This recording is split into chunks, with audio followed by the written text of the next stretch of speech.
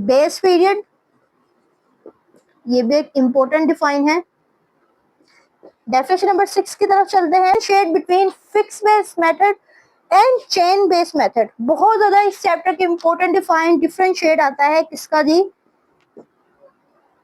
Fix based और chain, fix base और chain base index number का डिफरेंस। आगे हमारे पास डिफाइन है चेनिंग प्रोसेस, ये बहुत ज्यादा इंपॉर्टेंट है। चेनिंग process define चेनिंग process. Definition number 8 की तरफ चलते हैं। Advantages and disadvantages of chain based method. अच्छा, एडवांटेजेस और डिसएडवांटेजेस को हम लोग मेरिट्स और डिमेरिट्स भी बोलते हैं। Disadvantages of chain based method. Definition number 9 की तरफ चलते हैं। स्टेप्स लिखने आपने इंडेक्स नंबर के, जो कि कंस्ट्रक्शन में काम आते हैं। ठीक है, इंडेक्स नंबर की कंस्ट्रक्शन में जो स्टेप्स होते हैं वो आपने लिखने हैं। इंडेक्स नंबर से रिलेटेड जितने भी क्वेश्चंस है, स्टेप्स हैं, ये जो मैंने लास्ट ये फर्स्ट पे लिखा है, इसकी इंडेक्स नंबर की डिफाइन है, सिंपल है, वेटेड है, अनवेटेड है, कंपोजिट है, ये सारे इंडेक्स नंबर के लिए बहुत इंपॉर्टेंट है, क्योंकि चैप्टर का नाम ही हमारे पास इंडेक्स नंबर है। लेस्पेयर्स, पाशकेस और फिशर्स, इसके आपने लॉन्ग भी किया होंगे, शॉर्टकट में मैंने यहाँ लिखा है LPF। ठीक है, इसकी डिफाइन विद फॉर्मूला ये आपको आ सकती है। आगे हमारे पास आ जाती है define price index number.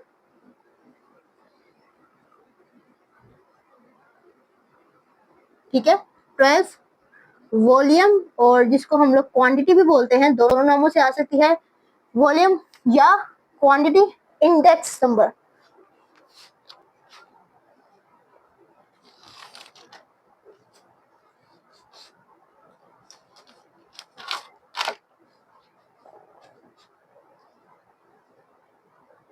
Baskets of goods,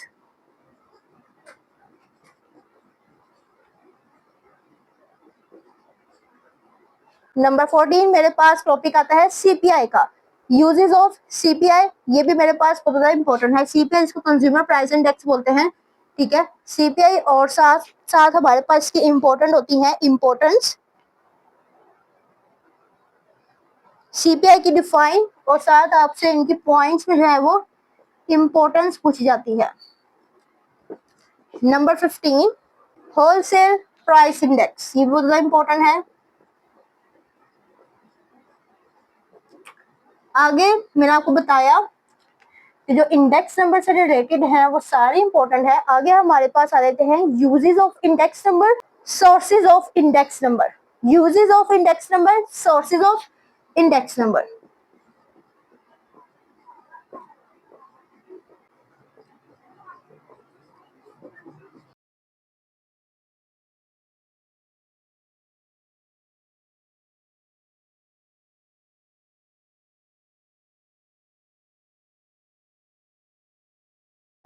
chapter 6 का हमारे पास नाम है प्रोबेबिलिटी, और प्रोबेबिलिटी की डिफाइंस मैं आपको इंपॉर्टेंट बताने लगी हूँ। तो स्टूडेंट्स, सबसे पहले हमारे पास जो इंपॉर्टेंट डिफाइन है वो है डिफाइन प्रोबेबिलिटी। चैप्टर का नाम जो है तो उससे रिलेट करती है ये डिफाइन, और ये बहुत ज्यादा जो है आपके लिए इंपॉर्टेंट होने वाली है। Define probability. नंबर 2, हमारे पास सेट वाली जो है डिफाइंस है, उसमें सेट है, सबसेट है, नल सेट है। ठीक है, जितने भी सेट्स हैं उनको आपने एक नजर देख लेना है। ठीक है, यहाँ पर मैं लिख रही हूँ सेट्स, तो आपने अब सेट्स में देख लेना है। मैं नाम दोबारा बता देती हूँ, सबसेट, नल सेट, ठीक है, single set, equal set, proper set, improper set, power set. जो बहुत ही इंपॉर्टेंट है, प्रॉपर, इम्प्रॉपर। स्टूडेंट्स, इनका डिफरेंस प्लस जो पावर सेट है ये डिफाइन बहुत ज्यादा जो है इंपॉर्टेंट है, इनका डिफरेंस आ सकता है सेट्स की अगर बात करें तो। यूनिवर्सल सेट भी हमारे पास एक है, ठीक है, वेन डायग्राम,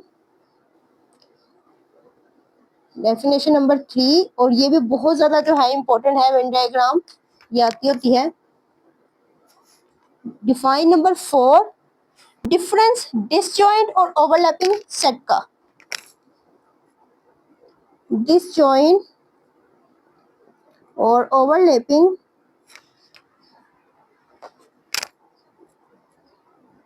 सेट का जो है डिफरेंट जो है आपको आ सकता है और इम्पोर्टेंट है।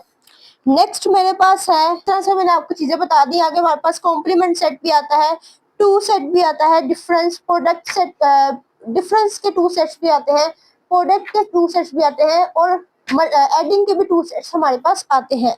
आगे हमारे पास जो डिफाइन है वो है फंडामेंटल रूल ऑफ मल्टीप्लिकेशन।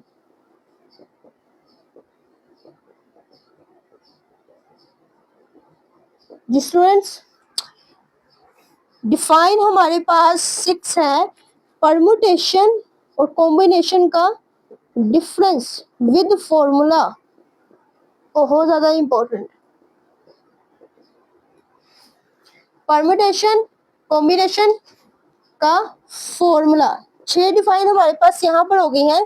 आगे हमारे पास डिफाइन नंबर 7 है, एक्सपेरिमेंट, रैंडम एक्सपेरिमेंट, एक्सपेरिमेंट और random experiment.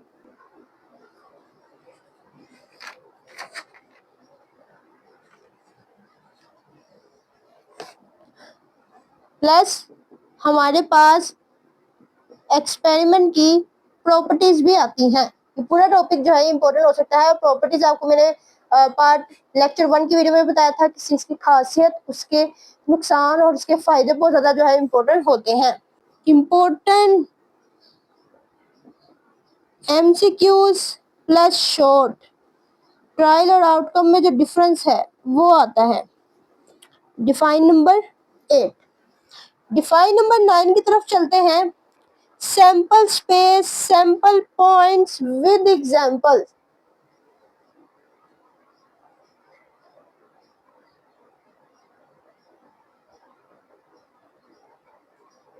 Sample points with examples करने हैं आप लोगों ने स्टूडेंट्स। डिफाइन नंबर 10, जो कि इस चैप्टर की ज्यादा इंपॉर्टेंट है, पेपर में आ सकती है, वो है मेरे पास सिंपल इवेंट, कंपाउंड इवेंट। इंतहा हो गई, एंड हो गया, बहुत ज्यादा इंपॉर्टेंट। Simple, compound event. जी students, define number 11, event. Define event, ये भी बहुत ज्यादा इंपॉर्टेंट है। डिफाइन नंबर 12, अब जो आपको इवेंट्स बताने लगी हूँ बहुत ज्यादा इंपॉर्टेंट है, इनको आपने चॉइस पे छोड़ने की गलती भी नहीं करनी। Equally likely events students.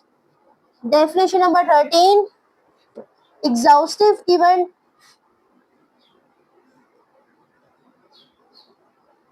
Exhaustive event.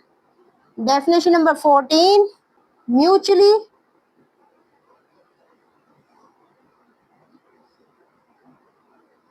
Exclusive events, बहुत ज्यादा इंपॉर्टेंट है ये इवेंट्स। एक तो म्यूचुअली आता है, एक तो म्यूचुअली आता है, और एक होता है जो म्यूचुअली नहीं होते इवेंट्स एक्सक्लूसिव में, वो भी आपने करनी है। Independent events, dependent events, difference आता है बहुत इंपॉर्टेंट।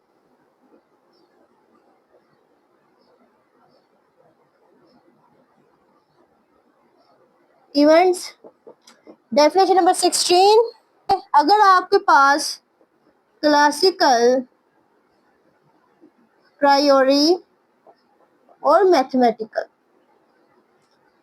इन तीनों के नाम लेकर जो डिफाइन आए प्रोबेबिलिटी की, यहाँ पर आपने वो लिखनी है। तो सिंपल प्रोबेबिलिटी हो गया।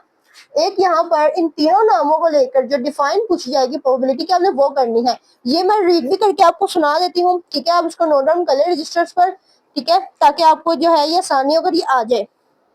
If an experiment can result in small n mutually exclusive, equally likely and exhaustive outcomes, and small m of which are favorable to the occurrence of an event A, capital A. The probability that the event A, capital A, will occur is given by the ratio फिर आगे आपने लिखना है m/n, ठीक है students.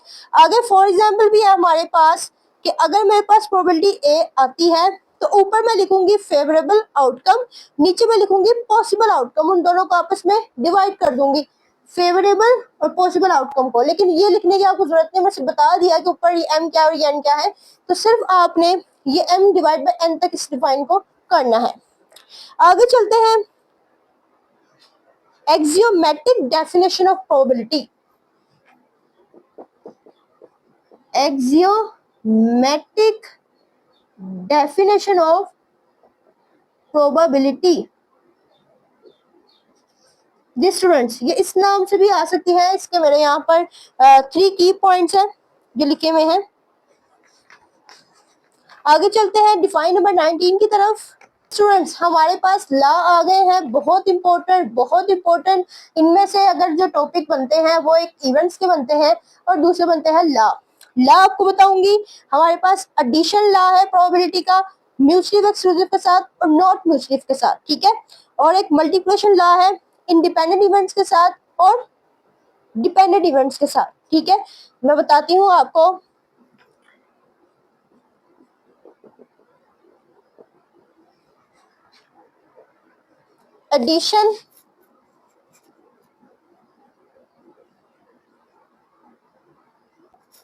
Addition law है हमारे पास, ठीक है, म्यूचुअली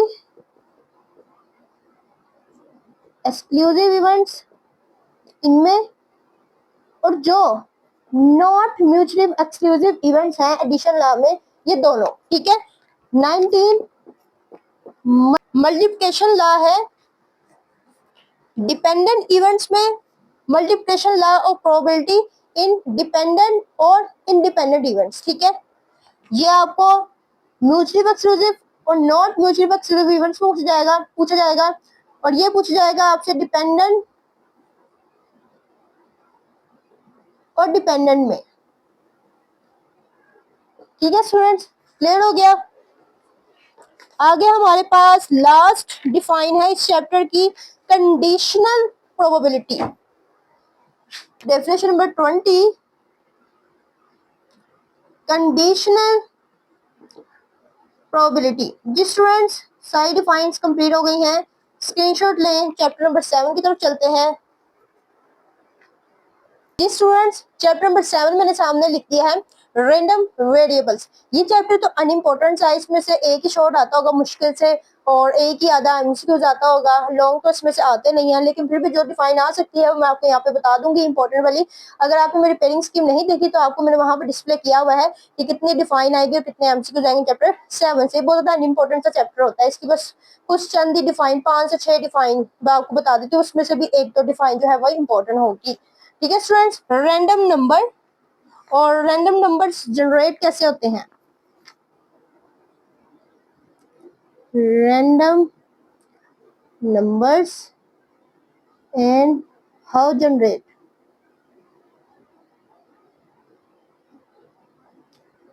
ठीक है students, definition number 2, application of random numbers. ये आ सकती है एप्लीकेशन रैंडम नंबर्स की।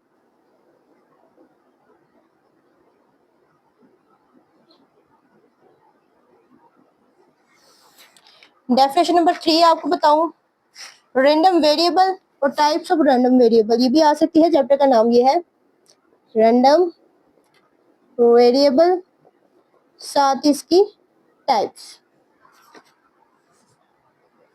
Discrete and continuous random variable, ये भी आ सकती है।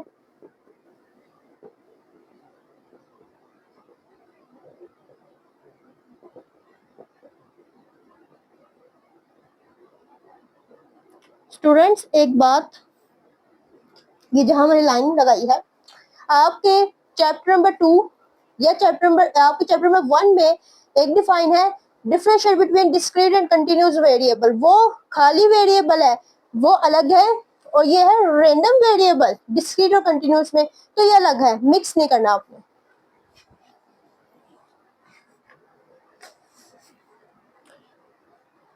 ये आपने एग्जाम्पल्स के साथ जो है वो लिखनी है। ये तो स्टूडेंट्स चैप्टर 7 की ये सिर्फ 4 डिफाइंस ही हैं, जो कि आप कर लेंगे तो चैप्टर 7 आपका एंड है। आखिर के जो 8वां और 9वां चैप्टर है उसको आपने ध्यान से देखना है, लास्ट पार्ट में ज्यादा वही पूछी जाती है, तो अपना आखिरी पार्ट अगर आपने अच्छा करना है तो वोली डिफाइंस को आपने जरूर करके जाना है। चैप्टर नंबर 8 हमारे पास है प्रोबेबिलिटी डिस्ट्रीब्यूशंस का, ठीक है। इसमें से कुछ डिफाइन ऐसी है जो चैप्टर 7 में आपको बता चुकी हूँ, नाम कर सुना रही हूँ। Random variable, types of random variable, discrete random variable और कंटीन्यूअस रैंडम वेरिएबल का डिफरेंस विद एग्जांपल्स, ठीक है। ये वही डिफाइन होगी पिछले लेक्चर वाली जो मैंने अभी आपको बताई चैप्टर 7 की। आगे चलते हैं, जो चैप्टर 8 की न्यू डिफाइन है वो हमारे पास है discrete probability distribution, continuous probability distribution, ठीक है। यानी कि आपको डिस्क्रीट और कंटीन्यूअस प्रोबेबिलिटी डिस्ट्रीब्यूशन में भी पूछी जा सकती है पीडी, ठीक है। एक आपको बता दी चैप्टर 1 की सिंपल डिस्क्रीट कंटीन्यूअस वेरिएबल, एक आपको बताई चैप्टर नंबर 7 की डिस्क्रीट कंटीन्यूअस रैंडम वेरिएबल, तीसरी आपको बता दी डिस्क्रीट कंटीन्यूअस प्रोबेबिलिटी डिस्ट्रीब्यूशन, ठीक है स्टूडेंट्स, क्लियर हो गया। Properties of probability functions, properties है तो बहुत ज्यादा इंपॉर्टेंट होंगी।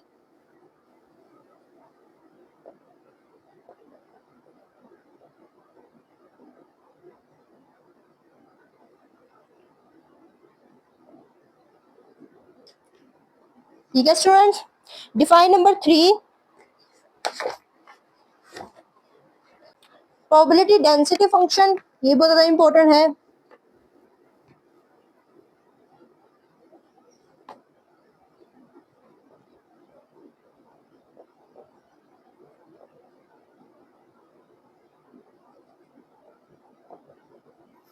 Define number 4 PDF stand for probability distribution function, ये आपके पास क्या है, एमसीक्यूज है।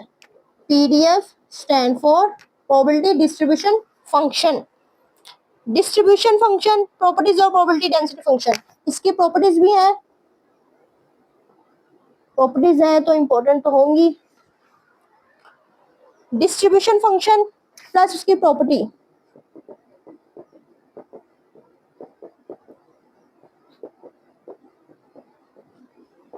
Plus properties. Students define number 5 mathematical expectation plus उसकी प्रॉपर्टीज,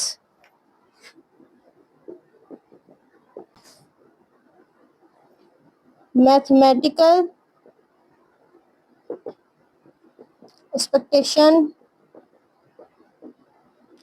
प्लस उसकी प्रॉपर्टीज। ये आपको ऐसे आ सकती है give some properties of mathematical expression of a random variable X, ठीक है। ये ऐसी भी आ सकती है, कंफ्यूज नहीं होना।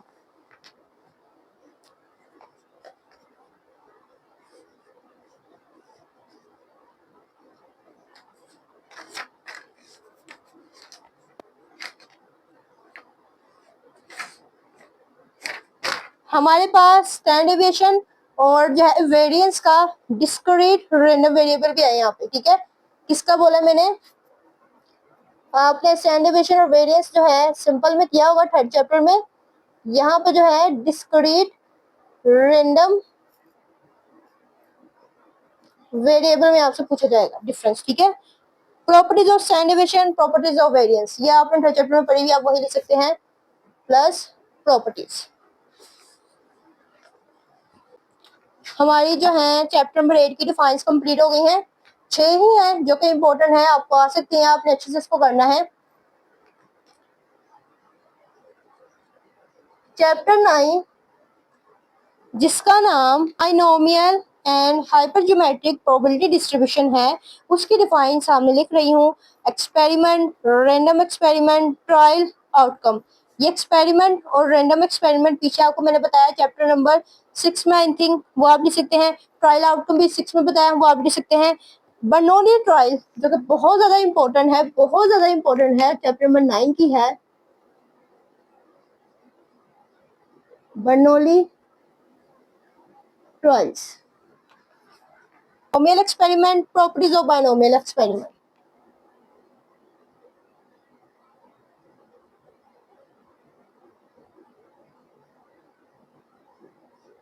प्लस जो है आपने इसकी प्रॉपर्टीज करनी है। प्रॉपर्टीज जो है 2 या 3 काफी होती हैं, हर 3 2 नंबर के लिहाज से। तीसरी है binomial probability distribution.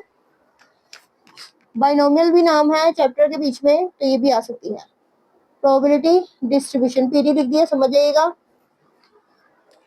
Binomial random variable,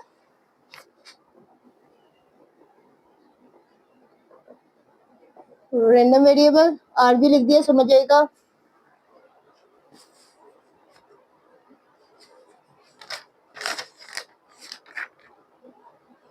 mean, variance and standard deviation of binomial probability distribution, इन तीनों को लेकर mean, variance, standard deviation of binomial probability distribution, PBD, समझ जाइएगा। ठीक है students. Relationship between mean and variance of binomial distribution, ठीक है, ये मैंने आपको ऊपर भी बताया है, ये इस साथ भी आ सकता है। और what is sum of p and q? The sum of p and q is always equal to 1।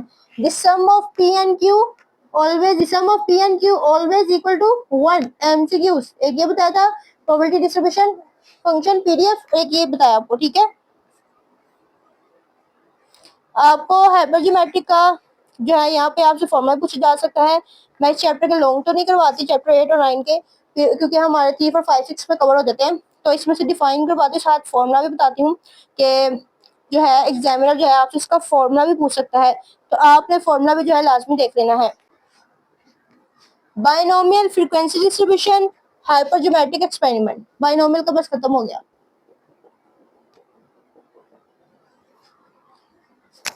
Frequency distribution FD, समझ जाइएगा। 7 हाइपरज्योमेट्रिक experiment,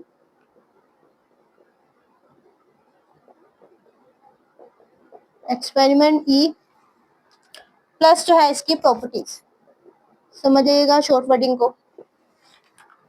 define number 8 हाइपरज्योमेट्रिक probability distribution, ये फंक्शन डिस्ट्रीब्यूशन था, ये कौन सा है? प्रोबेबिलिटी डिस्ट्रीब्यूशन, पीडी, समझ जाइएगा। 9, अच्छा आपने पैरामीटर्स भी देख रहे हैं एमसीक्यूज के लिहाज से भी और शॉर्ट के लिहाज से भी। पैरामीटर्स प्रोबेबिलिटी डिस्ट्रीब्यूशन के होते हैं n, capital N, small n और के। डिफाइन हमारे पास खत्म हो गई है, एक मुझे यहाँ पे मिली।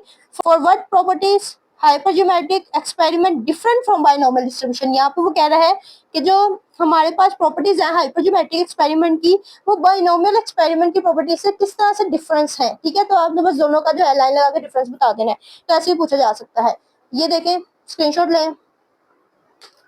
तो स्टूडेंट्स यहाँ पे हमारे पास full book first year stats की जो है डेफिनेशंस का इख्तिताम होता है। मैंने सारी की सारी आपसे डिफाइन शेयर कर दी है। पार्ट 1 का लिंक जरूर देखें, उसमें पहले 5 चैप्टर्स हैं और इंपॉर्टेंट डिफाइन बताई है, कोई एक्स्ट्रा नहीं बताई, ये सारी करके जानी है, कोई भी चॉइस पे नहीं छोड़नी है आपने। इंशाल्लाह आपका पेपर बेहतर होगा और आपने मुझे कमेंट सेक्शन में जरूर बताना है कि आपका पेपर कैसा हुआ और क्या इनमें से डिफाइन आपको आई थी या नहीं आई थी। आपने अपने राय से जरूर आगाह करना है, हमारे लिए बहुत ज्यादा वैल्यूएबल रहेगा ये। ठीक है, तो स्टूडेंट्स मिलते हैं आपसे नेक्स्ट वीडियो में इंशाल्लाह, और अपनी दुआ में याद रखिएगा, हमारे चैनल को भी सब्सक्राइब कीजिएगा ताकि आने वाली वीडियोस आप तक पहुंच सके। तो स्टूडेंट आज के लिए बस इतना ही, तो मिलते हैं नेक्स्ट वीडियो में। अल्लाह हाफिज।